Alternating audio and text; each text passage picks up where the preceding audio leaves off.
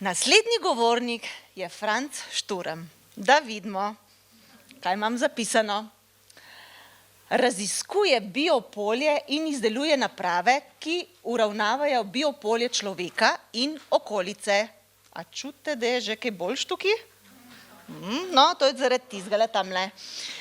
Leta 1990 je izdelal prvi delujoči regulator biopolja. Znanje je nabiral študijom starih arheoloških predmetov, zato je obiskoval muzeje v Sredozemlju in v Evropi. Po zgledu na veliko duhovno polje, ki sega čez cel otok Rodos, tam pa je že od razcveta minjonske kulture je naredil svoj regulator biopolja, ki ima zelo velik primer učinkovanja. Leta 2008 ga je aktiviral z dovoljenjem župana in od tedaj je v občini Tolmin nimajo več ekstremnih vremenskih pojavov. Naprava še vedno deluje. Po moje čas, da se z našim županom povežete. Hkrati je izpolnjeval tudi regulatorje biopolja, ki jih je tržilo njegovo podjetje, vendar so bile zanj pravi balzam šele objave Pavla Medveščka Klančarja. Iz njegove knjige Iz nevidne strani neba, ki je šla leta 2015, vsebuje toliko znanja, da se lahko pred njim skrijejo vse muzejske zbirke, ki jih je Franc videl doslej.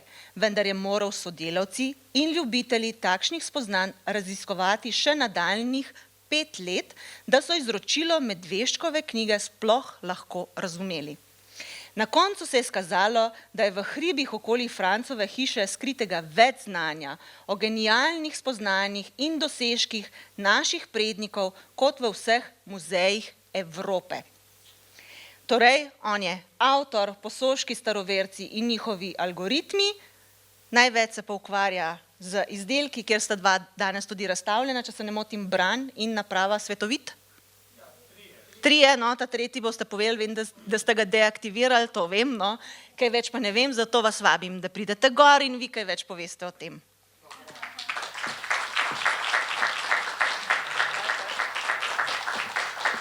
Hvala lepa. To kar deluje? Ja, deluje. Lepo pozdravljeni. Ja. Moja naloga je, da pojasnim naše korenine v prostoru in času iz stališča posoških starovercev. O posoških starovercih so pisali naši etnologi Pavel Medvešček, Andrej Pleterski in Boris Čok. In iz tega so nam dali določeno znanje, ki je bilo opisano v fragmentih in to znanje je bilo treba, tako kot je prej Klementina povedala, je bilo treba še nekako preštudirati, tako da smo ga razumeli. Največji dosežek, čeprav je tam zelo obsežno znanje, ampak za mene je bil največji dosežek to preboj, miselni preboj, da so posoški staroverci vedeli, da je narava živa. Namreč mi kot kultura tega ne upoštevamo, pač štejemo, da narava deluje po fizikalnih zakonitostih in da smo živeli ljudje in živali. Vse, kar je živo, pa ima zavest. Zavest je, tako če jo definiramo, resnica o obstoju in iskra življenja. Iz zavesti se je rodilo življenje. Je pa to vsekakor duhovna lastnost kreacije.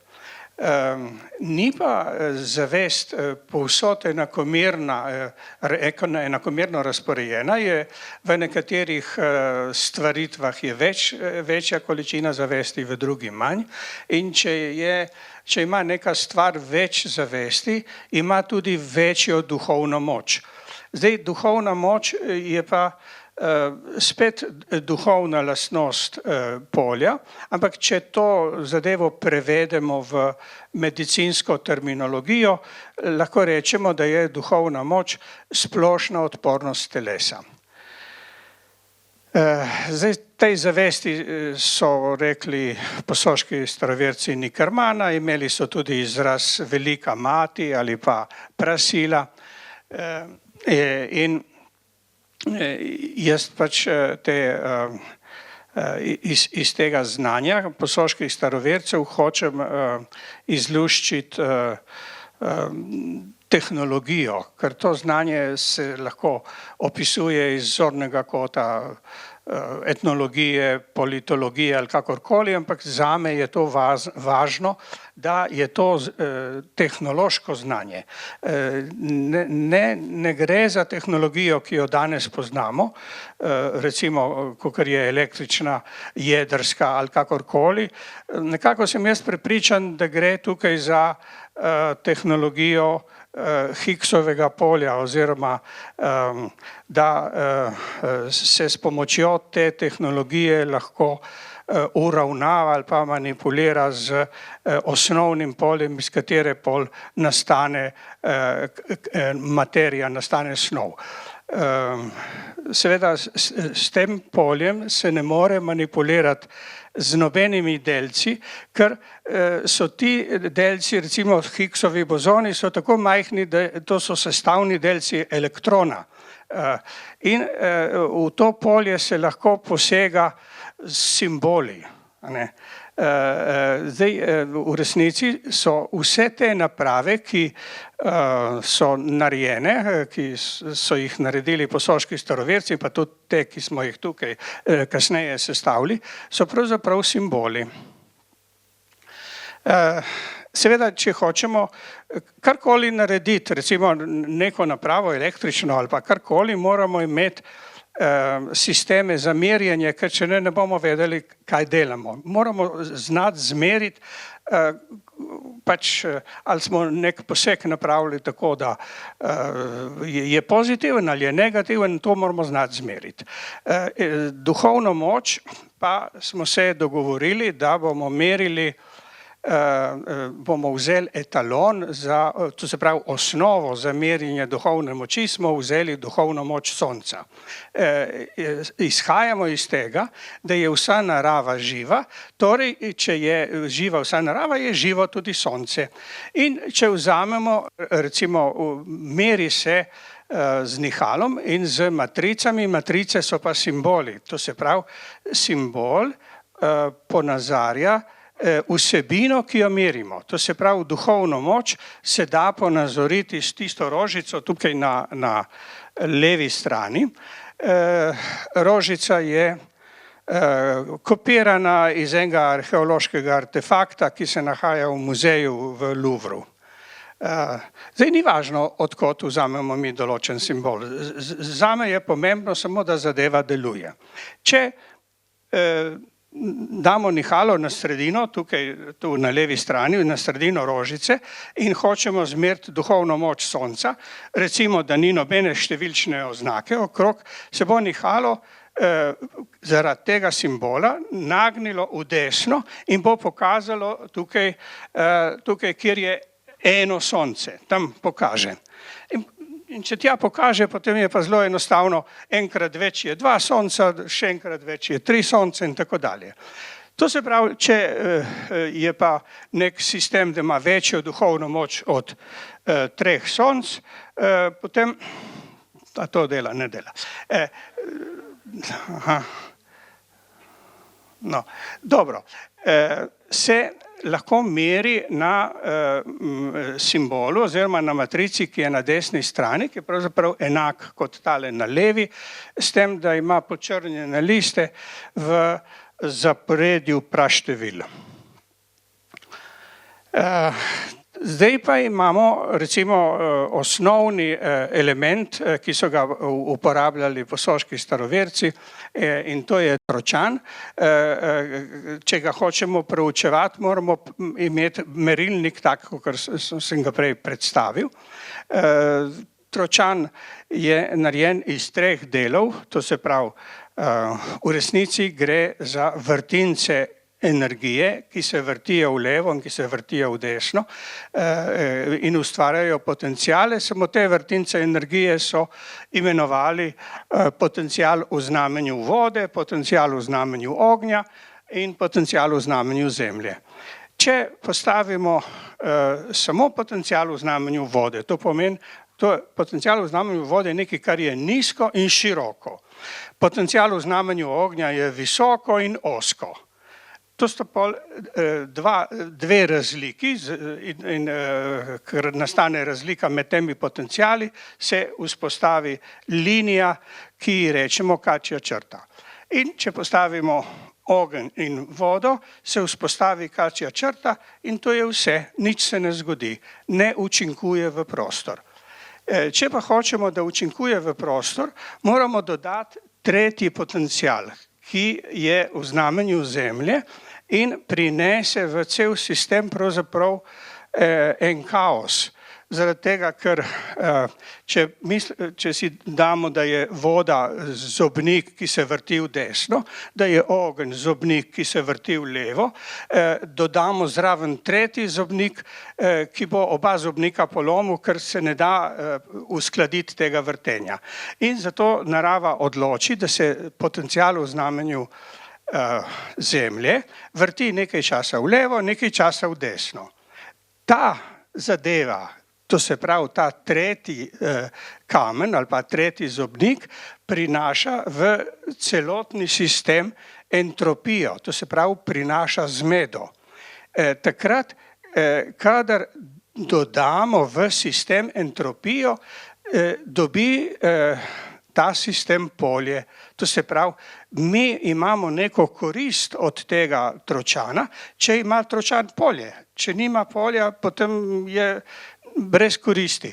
To se pravi, zapomnimo si to, da vsak naravni sistem, to se kasneje aplicira na vse naravne sisteme v naravi, vsak naravni sistem ne more imeti polja, če ne vsebuje entropije.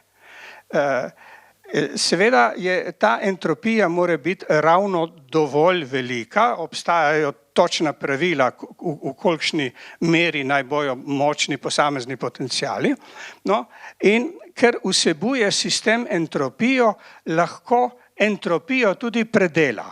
To je tisto, kar je bilo že večkrat omenjeno, ko je Andrej Detela postavil matematične osnove za predelavo entropije in je pač imenoval polje, ki kasneje nastane, ko entropijo predelamo, je imenoval to sintropija.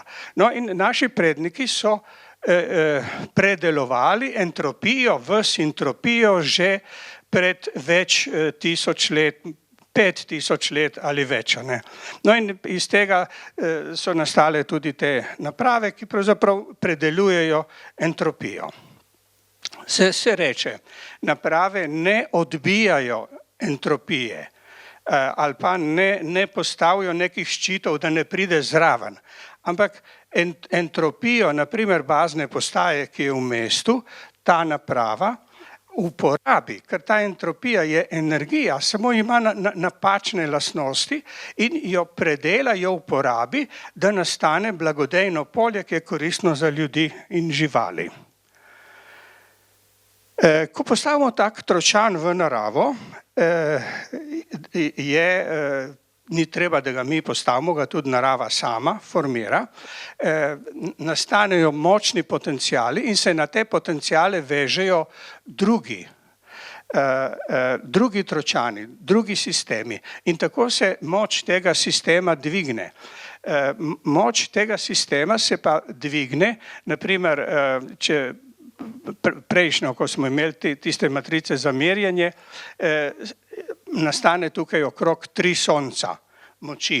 In to moč 3 sonca so posoški staroverci imenovali peto moč. To moč tukaj v tem tročanu so pa imenovali tretjo moč in je v tem tročanu moč 3 sonc. 3 sonca so pa dovolj za predelavo vse entropije, ki jo najdemo na terenu kot geološka posebnost zemljišča. Če imajo ljudje moč 0,5 sonca, to se pravi tretjo moč, to je že dovolj velika moč, da se počutijo dobro, da so zdravi. Zakaj so gradili sisteme, ki so močnejši?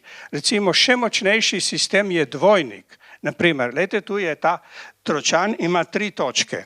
Če pa imamo samo 2 potencijala moči, recimo, da imamo samo vodo in samo ogenj, je možno iz tega napraviti polje, če dodamo ognju entropijo. Ni treba, da imamo mi 3. točke. In če imamo samo 2 potencijala, se reče vodo, potencijal v znamenju vode, ki ima uglašeno polje, to se pravi blagodejno polje, in če imamo potencijal v znamenju ognja, ki ima razglašeno polje, temu naravnemu sistemu se reče dvojnik. In ta dvojnik pa naredi večje polje kot ta tročan. Ta tročan naredi samo toliko veliko polje, kolikor so razdalje med potencijali. Dvojnik pa naredi kilometrsko polje. No in recimo pri tem izdelku tu imamo ta izdelek ima samo potencijal v znamenju vode in se poveže z bazno postajo v mestu, ki je oddaljena 1 kilometer in nastane polje premera 2 kilometrov. In v resnici predela to entropijo, ki ljudem sicer škoduje, jim zmanjšuje vitalnost in zdravje in ta naprava to predela, je pa to izhaja iz staroverstva. Ker pa so staroverci delali naprave, ki so bile močnejše od unih naprav, ki naj bi predelale entropijo iz zemljišča, sem prišel na idejo, da so verjetno to delali zato, da bi se zaščitili pred pojavi iz bližnjega vesolja. Zdaj, na kratko, kaj se dogaja v bližnjem vesolju. Pač gre za dvoje vrst gibanja Zemlje. Pač eno gibanje je, da se Zemlja premika okrog Sonca po določenih fizikalnih zakonitostih in to gibanje se ponavlja v ciklusih, ki so zelo dolgi. Skratka, gre pri tem za osončenost Zemlje. To se da matematično natančno določiti. Iz tega so naredili matematično teorijo, Milankovićevi cikli se to imenuje, in se da natančno izračunati, kdaj bo ledena doba. Druga zadeva pri gibanju, pri vplivi bližnjega vesolja na Zemljo, pa izhajajo iz same površine na Soncu. Na Soncu so jedrski procesi, vodik se pretvarja v helij in nastane zelo visoka temperatura, tako da imamo na Soncu plazmo. In ta plazma seva v prostor in je pravzaprav škodljiva. To je jedrsko sevanje. Pri jedrskih procesih se dogaja jedrsko sevanje in to škodljivo plazmo ljudi varuje, vso življenje varuje Zemljino magnetno polje. Plazma gre v prostor z eno hitrostjo recimo 800 km na sekundo, ampak ta zadeva ni tako linearna, kakor sem povedal, zaradi tega, ker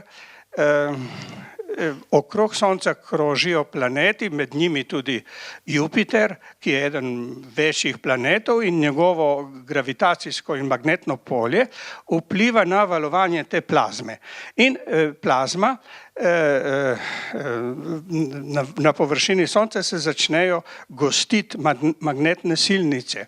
In ko se magnetne silnice zelo zgostijo, se magnetno polje izniči. Dobimo magnetni vakuum, velik mehur magnetnega vakuuma in v ta magnetni vakuum Sonce izstreli plazmo in z veliko hitrostjo, recimo 2000 km na sekundo, in ta plazma potuje s tako hitrostjo do Zemlje, je tukaj prej kakor v 2 dnevih. Seveda Zemljino polje to varuje življenje, kot sem prej povedal, ampak če pride do razpok v magnetnem polju Zemlje, pride ta udar do površja in to potem poškoduje ljudi, tudi tehnične naprave in tako naprej. Takrat, ko se gostijo magnetne silnice na površini Sonca, se to lahko opazi kot pege, Sončeve pege. Te Sončeve pege pravzaprav niso tam nobene pege, niti ni nižja temperatura, ampak če svetlobo opazujemo skozi magnetno polje, se spremeni njena valovna dolžina in ker se spremeni valovna dolžina, dobimo tam temno liso. In tako so Sončeve pege opazovali, bom rekel, znanstveniki ali pa kdorkoli, že od leta 1601. In imamo mi datoteko Sončevih peg, to je najstarejša znanstvena datoteka na planetu, od leta 1601 naprej. In iz te datoteke so potem naredili izračune in so ugotovili, da se te Sončeve pege pojavljajo na 11 let, kar je zelo podobno obhodni dobi Jupitra, ki je 11,8 let.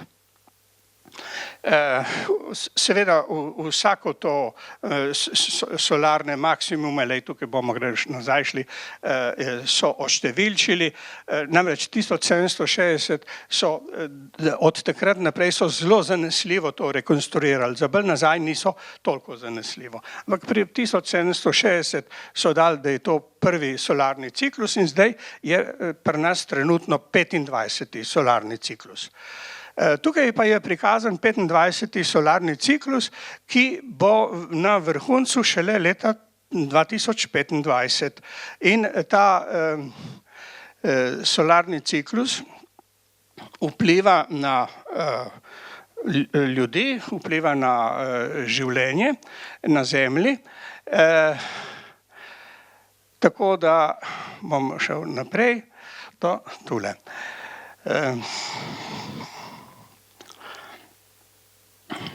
Ljudi dela to, kadar prodre magnetno polje oziroma sončni veter skozi magnetosfero planeta, se v ozračju pojavi sevanje, ki mu rečemo drugače sevanje v znamenju ognja z razpršenim poljem. To je enako sevanje, kot ga dobimo pod daljnovodom visokonapetostnim. Podobno, na podoben način učinkuje na ljudi to sevanje. Je pa odvisno, ta prodor skozi zemljino magnetno polje je odvisno od magnetnih lastnosti Sonca.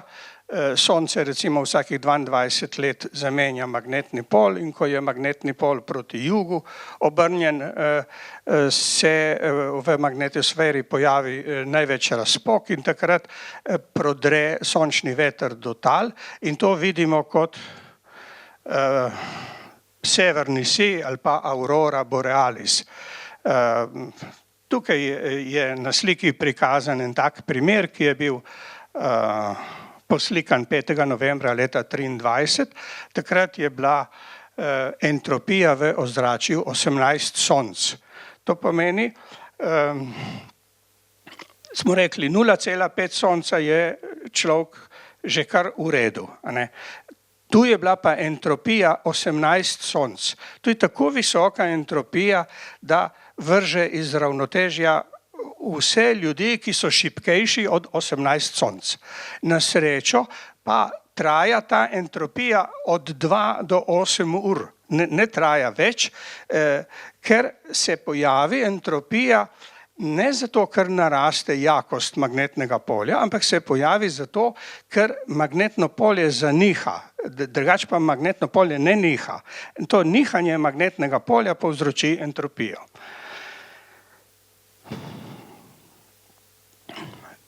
Ta geomagnetna nevihta, ta udar sončnega vetra v zemljino magnetno polje imenujemo geomagnetna nevihta. In geomagnetna nevihta močno vpliva na ljudi, ki imajo težave s srcem in z ožiljem. pride do infarktov ali pa težave s srcem. So pa znanstveniki delali že več raznih raziskav, med njimi je bila ena raziskava izvršena na polotoku Kola, to je v Ruski federaciji, kjer so merili srčni utrip še nerojenih otrok in so ugotovili, da je 15% še nerojenih otrok se jim poveča srčni utrip, to je kar resna motnja. Pol na Norveškem so pač vzeli v raziskavo zelo veliko število populacije ljudi v obdobju nekaj 100 let in so ugotovili, da tisti, ki so bili rojeni v času solarnega maksimuma, da so živeli približno 5 let manj kot tisti, ki so bili rojeni v času solarnega minimuma. So ven zbrskali tudi podatke o ceni soli v Beneški republiki, ki imamo pač na naši obali Piranske soline in so ugotovili, da je bilo 70 let je bila cena soli grozno visoka. Zaradi tega, ker od leta 1645 do 1715 na soncu skoraj ni bilo sončnih pek. In ker ni bilo sončnih pek, je prodiralo na naš planet manj ultravijoličnega sevanja in to se je vršilo kar 70 let in se je ohladil planet in ker se je pač ohladil, se je predelalo malo manj soli in je bila sol dražja.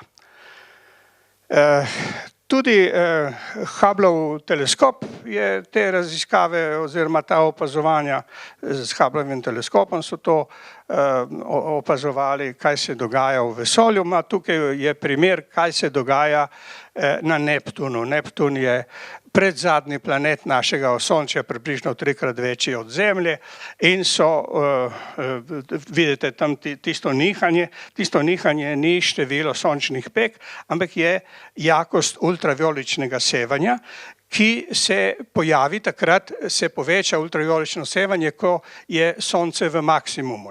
In ko se je jakost ultravijoličnega sevanja točno na periodi 11 let pojavi, so na Neptunu opazili nevihte. Ta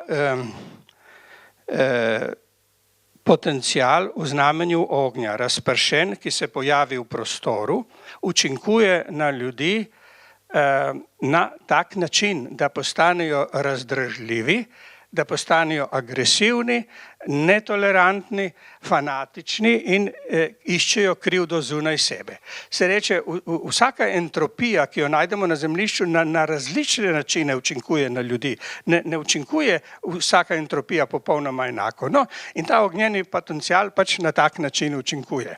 In zdaj, če so ljudje razdražljivi, netolerantni in tako dalje, se lahko zgodi marsikaj. Zdaj imamo mi pač razne dogodke v družbi in imamo sončni ciklus na vrhuncu oziroma bo naslednje leto šele vrhunec. No, ampak se je en ruski znanstvenik Aleksandar Čiževski je postavil teorijo, da so bile ruske revolucije zaradi sončne aktivnosti, ne pa zaradi boljševikov. Pa to jim ni bilo všeč preveč in so ga poslali, bivališče so mu spremenili, nekaj časa stanoval v Gulagu. Zdaj to, a so se boljševiki razjezili zaradi sončnih ciklusov ali zaradi česa drugega, to bojo že zgodovinarji ugotovili. Za meni se to zdi pomembno, da se je zgodil en premik.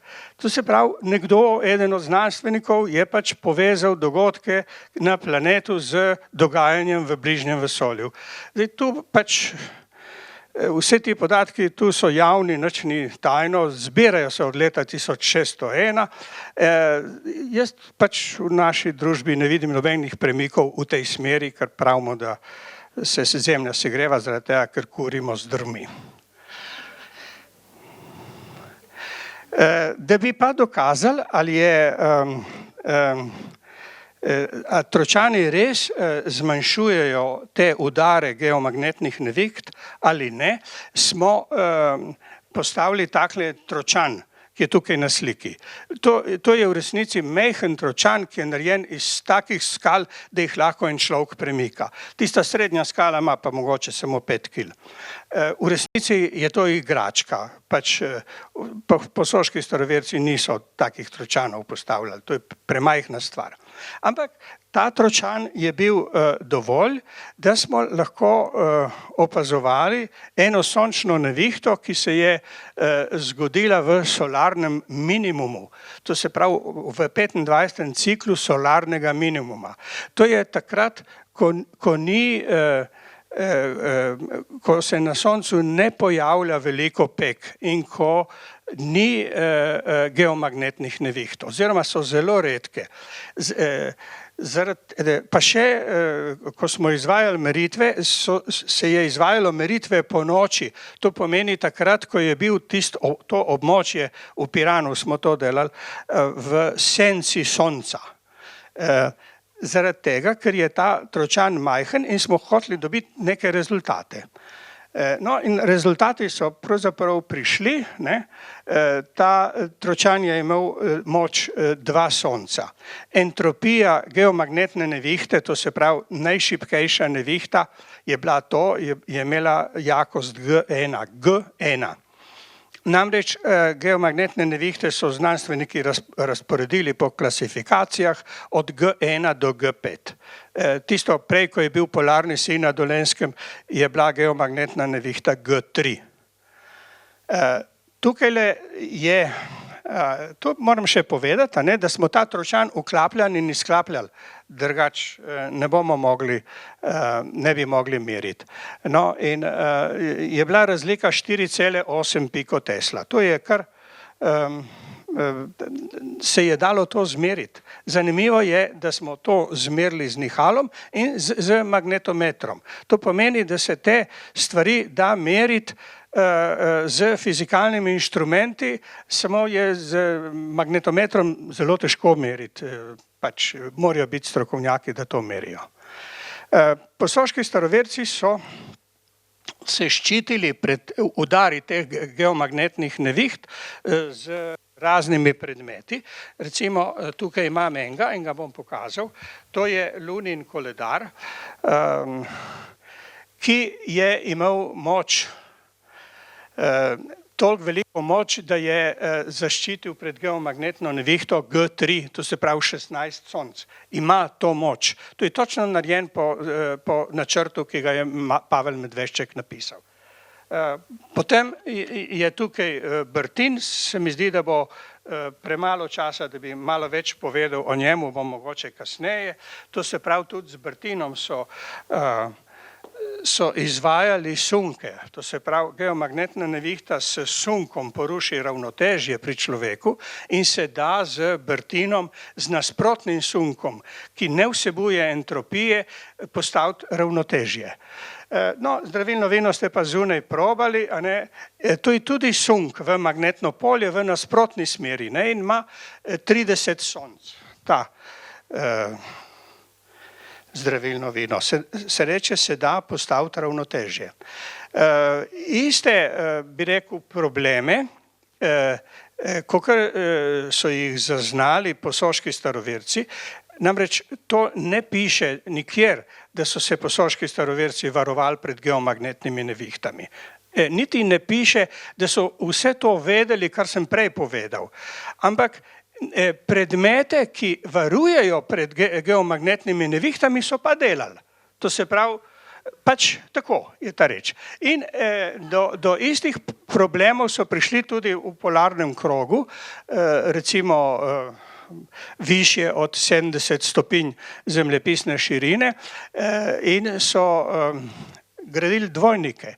Tukaj imamo mi krog, ki je narejen iz majhnih skal, takih kakor glava, velikih skal, in če imamo mi krog, okroglo stvar, ima ta stvar potencial v znamenju ognja. Ampak v tem krogu so narejene špirale. Če hočemo, da je krog, ki ima špiralo v ravnotežju, mora se špirala končati v neskončnost in mora biti ena sama špirala. Tukaj je bilo pa narobe narejeno in ima v tem krogu ima špirala 4 proste konce. In to povzroči recimo v tem krogu entropijo. To se pravi, naredili so labirint, ki vsebuje entropijo in sicer 12 sonc entropije. No in kar nastane dvojnik. Potencial v znamenju vode je morje ali pa jezero, no in v tem dvojniku nastane veliko polje, ki ima 38 sonc. In to polje predela entropijo, to se pravi ustvarja sintropijo iz teh geomagnetnih neviht. Ti labirinti so stari 5000 let in na Švedskem jih je okrog 300, v Rusiji pa nekaj več kot 35. Vsi so ob vodi. To se pravi, iste probleme so reševali v polarnem krogu, kakor so jih reševali posoški staroverci. No, zdaj sem pa tu razložil že prej, da smo napravili te izdelke. Zdaj ta izdelek je tako, je sestavljen iz 2 delov. Zato sta pod kotom 90 stopinj, zato da vpliva na električno in magnetno polje. Če zraven pač dali smo mu ime Bran in ima moč 14 sonc. Če pa zraven njega postavimo še en izdelek, ki je tak kot tročan, tako. Tale ima pa moč 36 sonc. In če oba skupaj delujeta, dobimo polje več kilometrov veliko, to se pravi čez celo Grosuplje, ki ima 180 sonc. To se pravi, to je kar veliko polje. Tu je pa pol še en izdelek, ki je zdaj izklopljen, ker ga nisem vklopil, ker še ne bi nastalo premočno polje, je pa samo za pogledati, tako. Zanimivo je to, da sem načrt za ta izdelek dobil na arheološkem artefaktu, ki izhaja iz proto-vilanovanske kulture, ki je bila na območju osrednje Italije leta 800 pred našim štetjem. Tam je bil načrt narisan in točno po tem načrtu sem naredil to napravo in odlično dela. Tudi ta naprava je narejena po tem načrtu. To pomeni, da so v preteklosti pač te reči poznali in zakaj so nam narisali načrt, da smo ga mi do danes dobili, pač ne vem, tako. To je zdaj vse, evo, ja.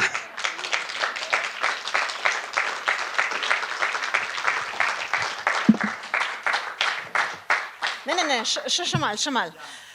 Za začetek imam jaz tudi, mi boste še o tem kaj povedali.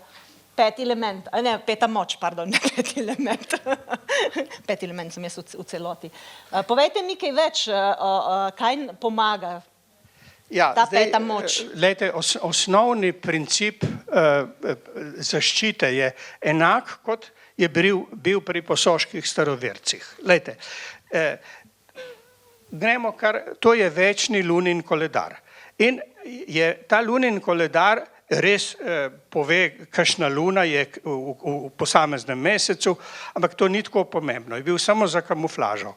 In ima polje premera enih 25 metrov, to pomeni, vsaka hiša, staroverska hiša je imela ta koledar, narejen je točno po načrtih, ki ga je narisal Pavel Medvešček in seveda ga ne prodajam, ker pač gre za avtorske pravice.